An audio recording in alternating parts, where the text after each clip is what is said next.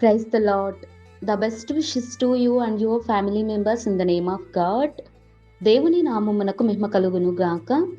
దేవుని నామం పేరిట మీకును మీ కుటుంబ సభ్యులకును శుభాభివందనములు. ఈరోజు దేవుని వాగ్దానం, టుడే గాడ్స్ ప్రామిస్. నా ప్రియ సహోదరులారా మోసపోకుడి. యాకోబు రాసిన మొదటి పత్రిక 16వ వచనం. Do not be deceived, my beloved brothers. The book of James chapter 1 versus 16. క్రీస్తునందున్న ప్రియమైన సహోదరి సహోదరులారా, ఈ శ్రేష్టమైన ఉదయకాల సమయమున దేవుడు మనందరితోనూ తెలియచేస్తున్న మాట, నా ప్రియ సహోదరులారా మోసపోకుడి అని యాకోబు గారు తన ప్రజలైనటువంటి ఇశ్రాయేలీలతోని మరి దేవుడు సెలవిచ్చినటువంటి మాటను ప్రతి ఒక్కరికి కూడా తెలియపరుస్తున్నాడు. చూడండి, దేవుడు ఏమంటున్నాడంటే మోసపోవద్దంటున్నాడు. చాలామంది మనుషులలో మరి చెడు స్వభావంతోనూ ఇతరులను మోసం చేయడం, వారిని ఇబ్బంది పెట్టడం వంటివి చేస్తూ ఉంటారు. కానీ దేవుడు ఎవరి చేతిలో కూడా మోసపోవద్దంటున్నాడు. దేవుని జ్ఞానమును, దేవుని భయమును కలిగి ఉండండి. ప్రతినిత్యం దేవుని వాక్యమును చదవండి. వాక్యానుసారమైనటువంటి జ్ఞానం మనం పొందుకుంటాం. దేవుడు తప్పకుండా మనకు దయచేస్తాడు అనే విశ్వాసంతో మనం ముందడుగు వేయాలి. ఎవరైనా కానీ ఎవరి చేతిలో మోసపోవద్దని దేవుడు అంటున్నాడు.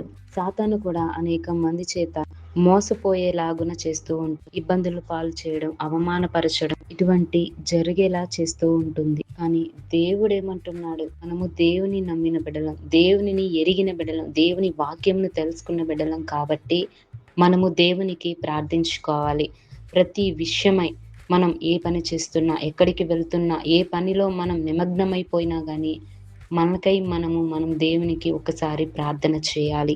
తండ్రి, నేను ఎవరి చేతుల్లో మోసపోకుండా జాగ్రత్త కలిగి ఉండేలా సహాయమును దయచేయండి. అట్టి జ్ఞానము, అట్టి బుద్ధిని, అట్టి వివేకమును మాకు దయచేయండి అని మనం ప్రార్థించుకోవాలి. కనుక ఎవరు కూడా మోసపూరితమైన జీవితం కాకుండా దేవుని నమ్మినటువంటి యథార్థమైన జీవితాన్ని మనమందరము కూడా కలిగిందుము గాక.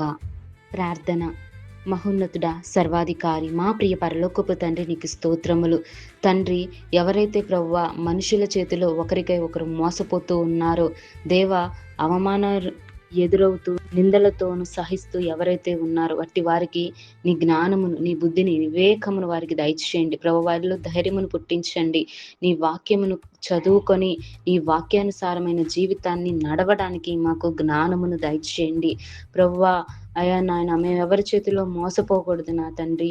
అయ్యా, అపవాది ఎవరిని మృంగుదునా, ఎవరిని మోసపూరితంగా మరి వారిని జీవితం నాశనం చేద్దామని తలంచుతుందో ప్రభువా, అట్టి సాతాను శక్తులన్నీ యేసు నామములో బంధించండి. ప్రభువా, నీ కృప మాకు దయచేయండి. ప్రభువా, మాకు నీ వాక్యం వింటున్న వారందరికీ నీ సహాయము దయచేసి అట్టి కృపా కాపుదల మా అందరికీ దయచేయమని యేసు నామమున వేడుకొనుచున్నాను తండ్రి. ఆమేన్.